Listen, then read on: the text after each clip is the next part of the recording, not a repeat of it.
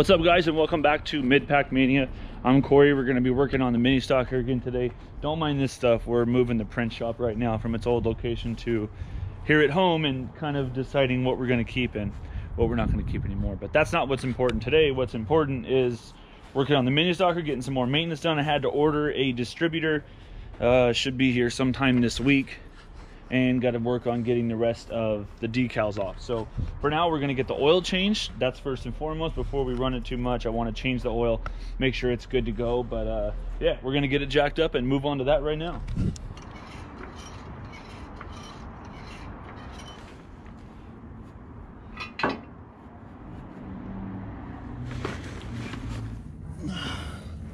All right, we're going to get our 17mm wrench here for the drain plug.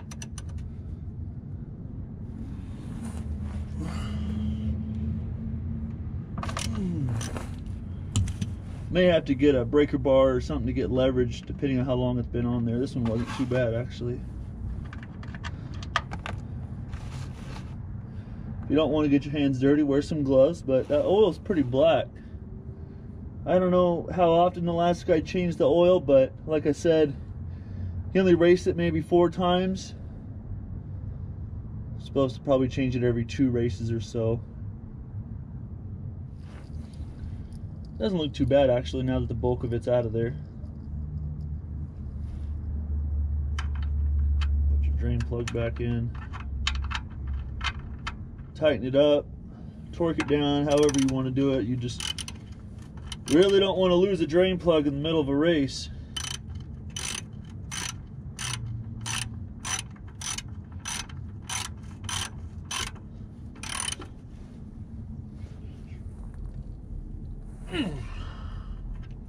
There you go, old oil's drained out. Well, we ran out of daylight yesterday and also ran into a little bit of trouble. The way that the oil filter is positioned, it's down inside here. You got to go from underneath, but you can't even see it from where it sits here.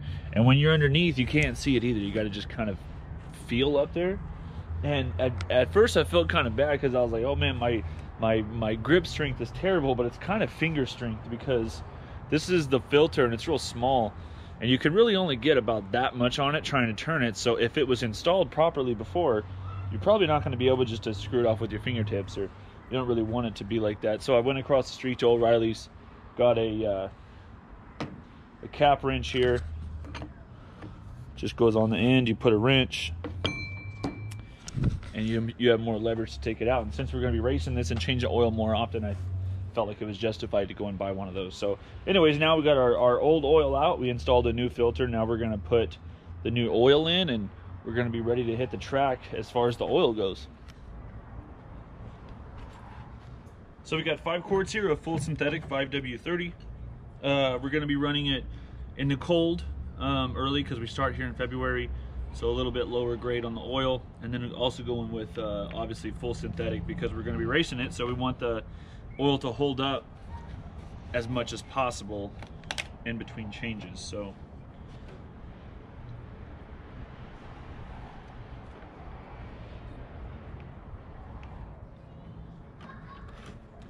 what I usually like to do is I'll now take the old oil that came out, put it back in here, so you already have the old oil contained. It's not just sitting out in a pan to get spilled, and then you can go and recycle it. Much easier than trying to gather up all the oil and pour it into one thing. So that's just what I do. It makes it easier. I'm sure other people do the same thing, but if I do it now, I won't spill it later.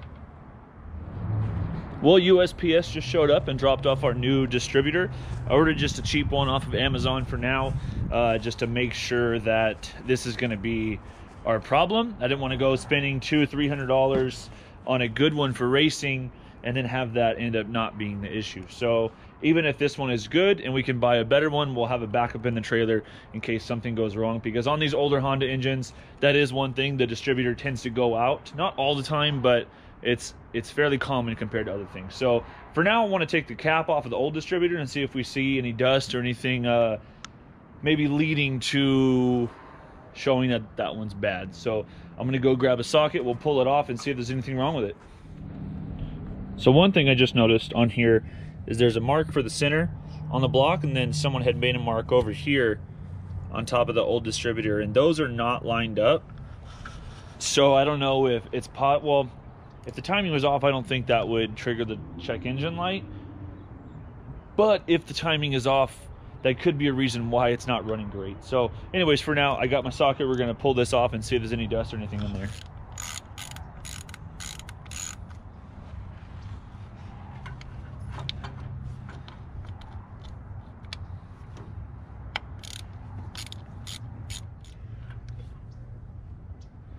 See how it looks.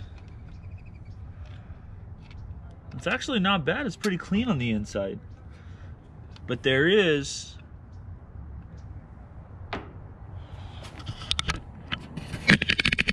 you can see there's a little bit of corrosion right there. But everything else looks pretty clean. There's a little bit of dust in there. It's probably from that. So there's probably time to change it anyways. But I just wanted to pull that before we pulled it off and see if there's anything major that stands out. So whether the timing is wrong or not, they have it kind of even right here with this piece that it mounts to.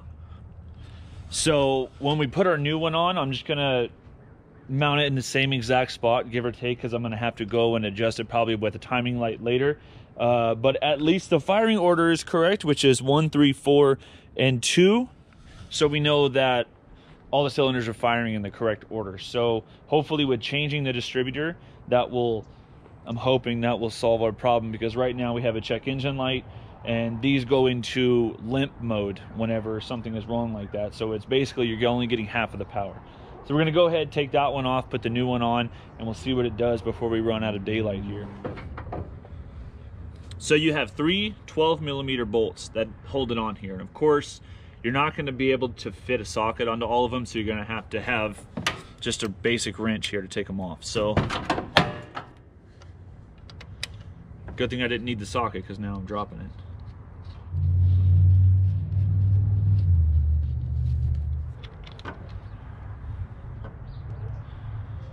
And be very careful taking this off.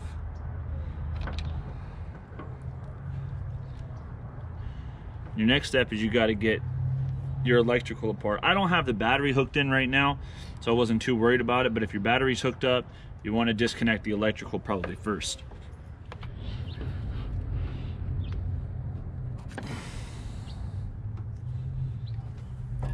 So now we set this up here, and we can replace the wires so we know exactly what the firing order is without having to remember, basically. This is just the easy, lazy way of doing it, I guess. Let's get our new distributor out.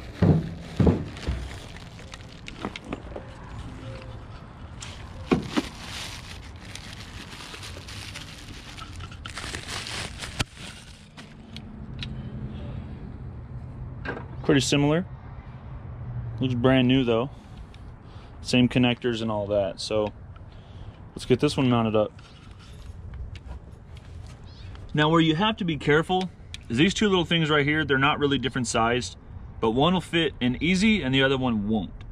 So you're gonna have to get it to where it goes on without forcing it on, basically.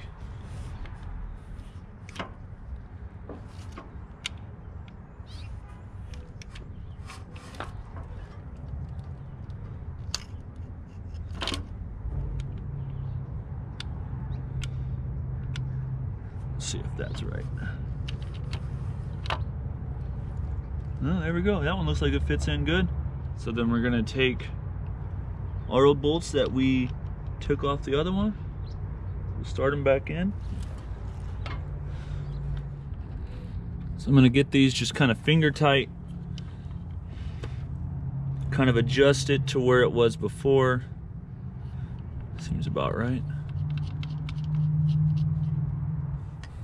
We'll get our wrench, snug them down a bit because I don't have a timing light right now. We just want to make sure it's on good, so when we try to fire it, we know. So now here's what makes it really easy. About when you take this one off, you just set it up on top. You don't disconnect the wires. So then now, basically, you can have it exactly how it was before, and you just take each of your wires and put them where they go, then you don't have to worry about them being in the incorrect firing order. So we're going to do that now, and it should be all installed, and we'll fire it up and see what it does.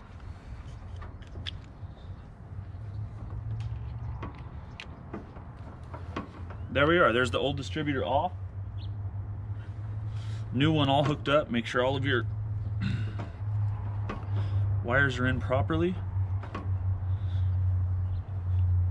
And then if you want, you can go back and double check. Make sure they are all in the correct firing order.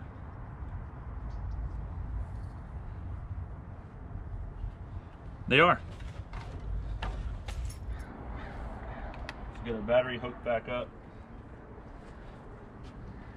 Make sure everything is on there, so we should be good to go. See if it'll fire up.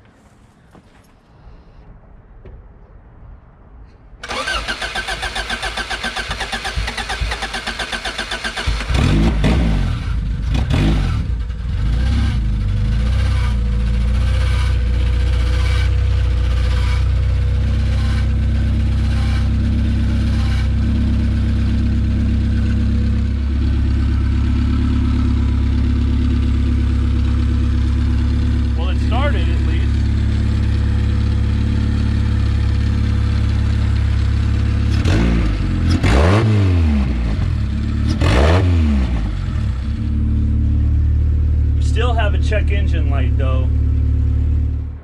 So remember earlier in the video how I said don't spend a bunch of money on something because it may not be the problem? Well, we just put a brand new distributor on. It took us maybe 15 minutes total to do it, and the check engine light is still on and it still runs exactly the same. But when messing with it, I found something else that is probably going to be our problem. If you guys can see, there's wires right there on the little connector to the distributor, and two of them are severed in half. So I'm not blaming anybody, but this is one of those things where someone's like, oh yeah, this is the only thing that's wrong, you can fix it. More times than not, if it was that easy, they would have done it themselves. So now we're gonna have to go figure out how to rewire those, and hopefully that will solve our problem. But now we have a new distributor on there, so we're gonna hopefully change those and be on the right track after that. So we had to take a little bit of time, go do some research and figure out what those wires were. We got a new Windows safety net to go in because the other one's just been sitting out in the sun too long and it's kind of crumbling and it's not really going to do any kind of safety related things. So anyways, basically it's really annoying, but I think we figured out the problem, the main problem now. So there's this blue wire right here. That one's crankshaft position, and there's a yellow one right above it that's also cut, and that one is cylinder position. So basically the motor can't tell where either one of those things are, so it's putting it into limp mode, which is causing it to run at like 3,000, 3,500 RPM, which is nowhere near racing power. We're going to be idling basically out there compared to everybody else. So we're going to have to try to find another wiring harness. Shout out to Dan Myrick. He said he might have one, and hopefully he does. And if he does come through with that, then we're going to have to cut those wires off, re-splice them together, and hopefully that solves our problem. And we bought a distributor and didn't need to, and that's why I said don't spend a lot of money on replacement parts until you know exactly what it is that's broken or what needs to be replaced, because you don't want to be wasting money. So we just got our schedule. The first race is going to be in Hanford February 20th, and that practice day is coming up February 13th still. And we're trying to get this done with enough time before, just in case we run across any other problems, we have time to fix that. And then the go-kart season got announced, and it starts in March. I think March 6th or something like that. So anyways, I'm going to be looking for sponsorships. I already have 2, looking to get a couple more because we still need to finish up the car. We got 4 different tracks we're going to be running for this season. And that's Hanford, Merced, and 2 Bakersfield tracks. So a lot of traveling, and I'm planning on making it to a good handful of those. If you want to partner up, email me at midpackmania@gmail.com. I'll put that down below. Maybe we can get a partnership going. But for now, we're just trying to get this thing to where it runs well and it's ready to hit the track, because I'm not going to take it to the track if it's going to be underpowered severely. Obviously, I'm not expecting on running the front right away, but I'm also not going to be wanting just to be tagging the back and just having fun out there. I want to be competitive. So basically, that's what we're doing. Hopefully by the next video, we'll have this thing running and driving around. and we can start making some power with it. But until next time, thanks for checking out Mid-Pack Mania.